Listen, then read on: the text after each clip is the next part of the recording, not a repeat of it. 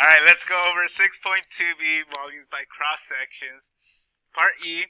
So what they want you to do is they want you to take cross sections that are rectangles.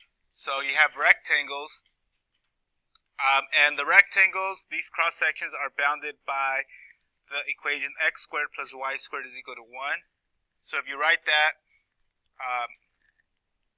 explicitly, you have y equals positive radical 1 minus x squared, which is above the x-axis, and below the x-axis is y equals negative radical 1 minus x squared. So you're going to use that to write the equation for the base.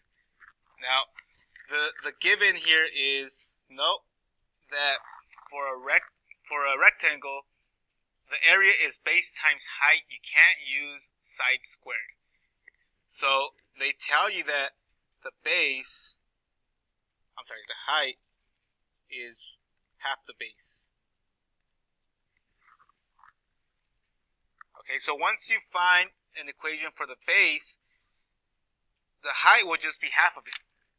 And I'm sure you've noticed that for problem number 1, A through E, all of them have been generating the equation of 2 radical 1 minus x squared.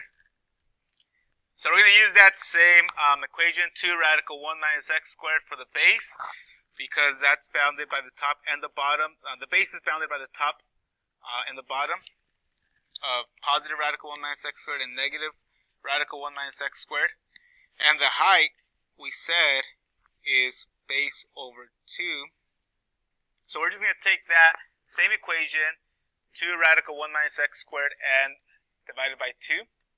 So the 2's will simplify, and height is just radical 1 minus x squared. So we have our base, we have our height, so we're ready to set up the volume.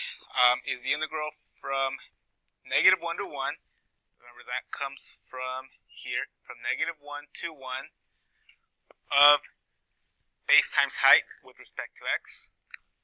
So this should be your setup. The integral from negative 1 to 1 of 2 radical 1 minus x squared times radical 1 minus x squared with respect to x. You can take out the 2 if you'd like and multiply radical 1 minus x squared times radical 1 minus x squared. So you have 2 times the integral of negative 1 to 1 of 1 minus x squared with respect to x.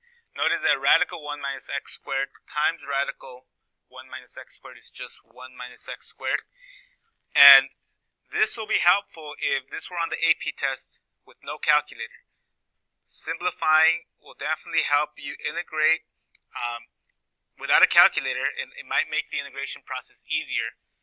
Right now, I'm letting you guys use a calculator, so this really wasn't necessary. You could have gotten your answer from that first step, but the thing is, you'll get the same answer, 2.666, and it's in units cubed. And that's it.